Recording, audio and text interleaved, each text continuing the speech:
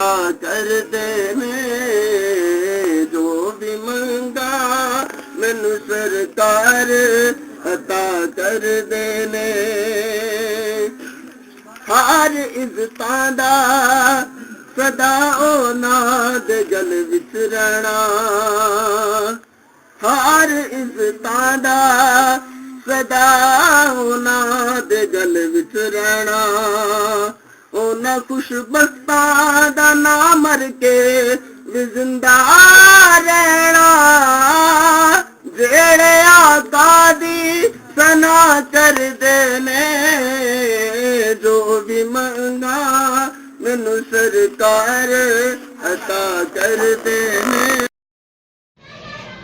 बिस्मिल्लाहिर्रहमानिर्रहीम। अस्सलाम वालेकुम दोस्तों और बुजुर्गों नाज़रीन, तुहाडे सामने अगली वीडियो दे नाल हाज़र हां। तुसीं देख रहे हो कि एक वीडियो तुहाडे सामने जिहड़ी असीं पेश करन लगे हां, यह है सुच्चे मोती। यह सुच्चे मोती ने जिहड़े कि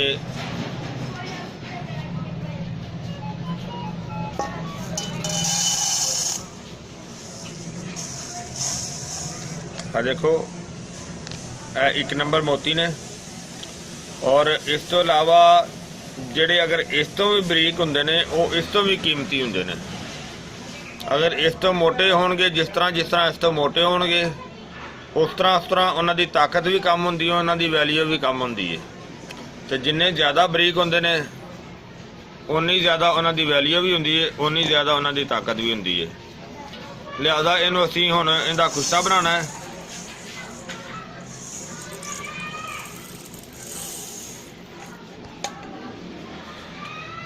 तेन इस वीडियो तो मैं दिखा रहा। वैसे तो देखो असी मैं इहदे विच पहले शामिल किए ने, उन्हां दी रगड़ाई कर लगे हैं।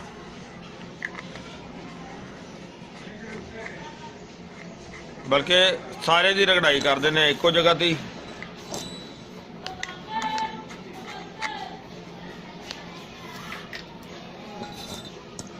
और इनकी रगड़ाई जिहड़ी है वो असी अरके कमो आप बनाया। अरके कमो की अलहदा वीडियो साड़ी पई हुई है। अरके कमो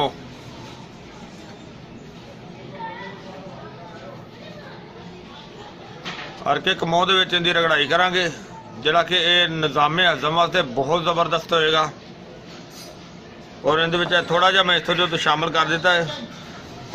पहले इन्हों इस वजह तो अगर खाली सुक्कियां नूं रगड़ांगे ना तो ये सारे उड्डणगे, क्योंकि फिर नुकसान होंदा है। लिहाजा हल्का जिहा इहदे विच असीं शामिल कर दिता है। और जिहड़ा ये अरके कमो है ये असीं थोड़ा थोड़ा इहदे शामिल करांगे। कम कम इहदे च असीं 250 ग्राम जिहड़ा ना वो खपत करांगे। और इहदे ते इन्हां नूं अजे हल्का हल्का बरीक करन ते काफ़ी टाइम लग जाना, क्योंकि इन्हूं अगर जोर नाल मारांगे तो उड्डणगे ज़्यादा। लेकिन उड़ाना नहीं है इन्हां नूं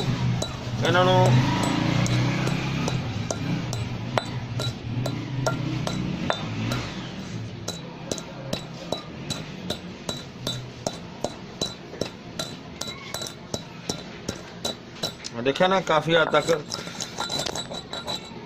बरीक होंदे जांदे ने। आस्ता आस्ता इस तरह जिहड़ा ना वो बरीक होणगे, क्योंकि एक साइड तो इन्हों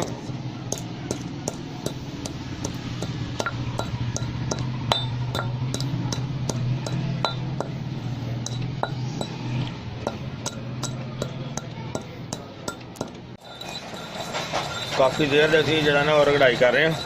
देखो काफ़ी बेहतर हो गया, तकरीबन दाने सारे जिहड़े ना बरीक हो गए हैं।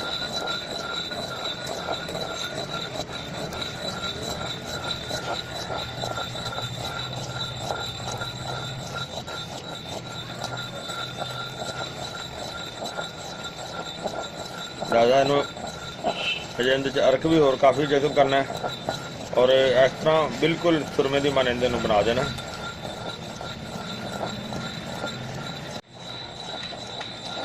हाँ जी, काफ़ी देर से असीं रगड़ाई कर रहे हैं, वावा टाइम हो गया। तो देखो पानी बिल्कुल अर्क जिहड़ा सारा खुश्क हो गया। अर्के कमो जिहड़ा वो होर इहदे विच हुण शामिल करांगे। बिस्मिल्लाह।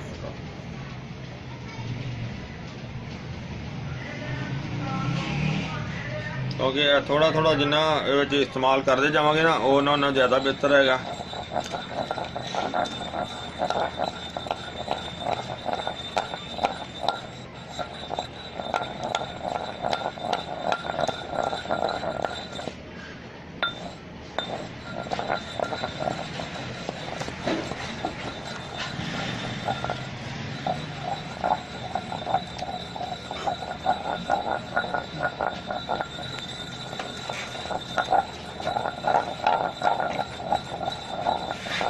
क्योंकि इनू जिन्नी ज़्यादा रगड़ाई हो जाए इनका कुश्ता इहो इसे तरह ही कुश्ता बनता, इनू अग की जरूरत नहीं होंगी।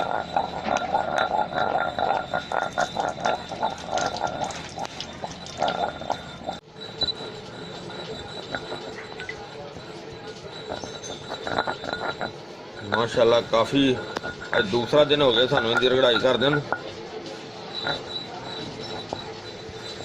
और करके कमो 3 दफ़ा इन्हें शामिल किया, तकरीबन 25 ml, बल्कि 5 ml तो ज़्यादा ही सी।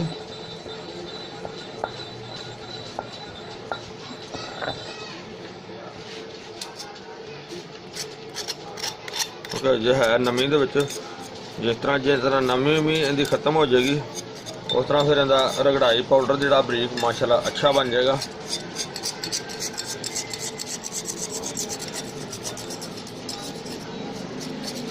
बाकी बहुत बेहतर हो गया पहले नाल। देखो फिलहाल मैला मैला लग रहा है, जिस तरह ये खुश्क हो जाएगा इनका शेड बहुत सोहना निकलेगा, सफ़ेद हो जाएगा।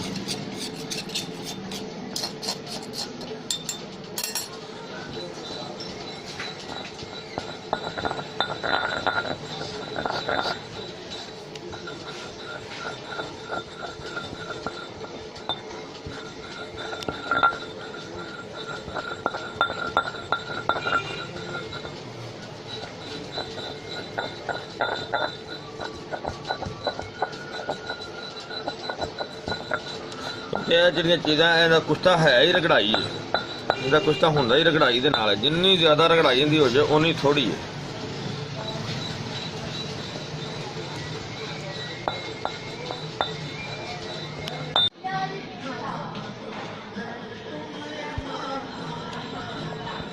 ਸੁੱਚੇ ਮੋਤੀਆਂ ਦਾ ਕੁਸ਼ਤਾ ਦੇਖੋ ਮਾਸ਼ਾਅੱਲਾ ਅਸੀਂ ਬੜੀ ਜ਼ਿਆਦਾ ਮਿਹਨਤ ਦੇ ਨਾਲ ਇਹਨੂੰ ਤਿਆਰ ਕਰ ਲਿਆ। ਇਹ ਵਨ ਹੋ ਗਿਆ, ਦੇਖੋ ਇਹਦਾ कलर भी बड़ा खूबसूरत हो गया, सफ़ेद हो गया और बहुत ही अच्छा हो गया।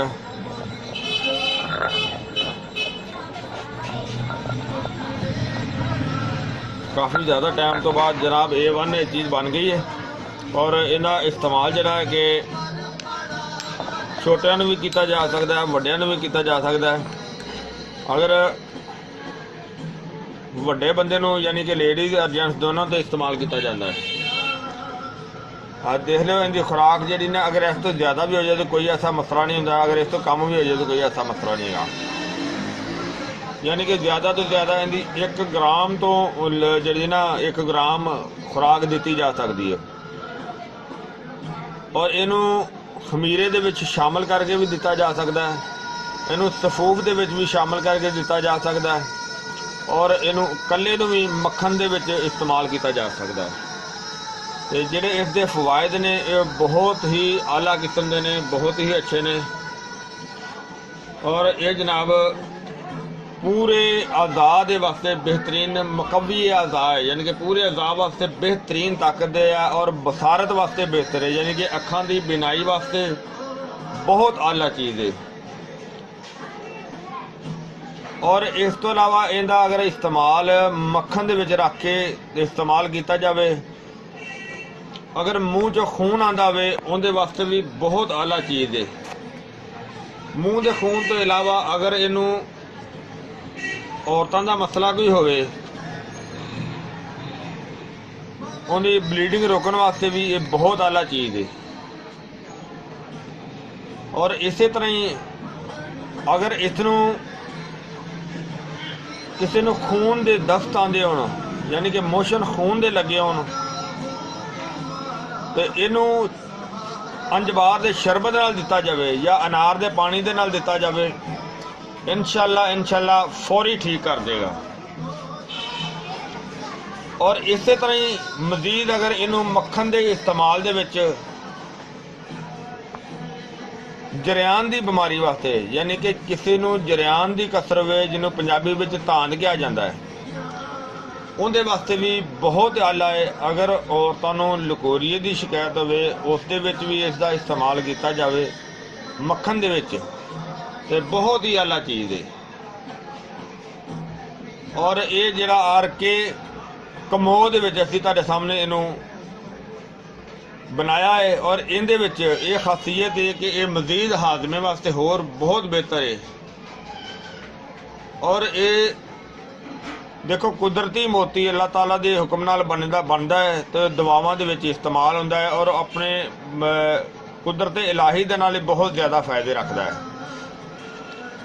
ਮੈਂ ਉਮੀਦ ਕਰਨਾ ਕਿ ਮੇਰੇ ਦੋਸਤਾਂ ਨੂੰ ਇਹ ਵੀਡੀਓ ਅੱਛੀ ਲੱਗੀ ਹੋਈ ਹੋਵੇਗੀ। ਇਹਨੂੰ ਤੁਸੀਂ ਲਾਈਕ ਕਰਿਓ, ਸ਼ੇਅਰ ਕਰਿਓ, ਸਬਸਕ੍ਰਾਈਬ ਕਰਨਾ ਬਿਲਕੁਲ ਨਹੀਂ ਭੁੱਲਣਾ, ਔਰ ਵੀਡੀਓ ਦੇ ਥੱਲੇ ਜਿਹੜਾ ਬੈਲ ਦਾ ਨਿਸ਼ਾਨ ਹੈ ਉਹ ਲਾਜ਼ਮੀ ਦਬਾ ਦੇਣਾ, ਤਾਂ ਕਿ ਆਉਣ ਵਾਲੀ ਹਰ ਵੀਡੀਓ ਦਾ ਨੋਟੀਫਿਕੇਸ਼ਨ ਜਿਹੜਾ ਉਹ ਤੁਹਾਨੂੰ ਪਹੁੰਚ ਜਾਵੇ, ਯਾਨੀ ਕਿ ਵੀਡੀਓ ਜਲਦੀ ਮਿਲ ਜਾਏਗੀ। इंशाअल्लाह अगली वीडियो ਨਾਲ फिर मिलांगे। इजाज़त, अल्लाह हाफिज़, अस्सलामु अलैकुम व रहमतुल्लाहि व बरकातुहू।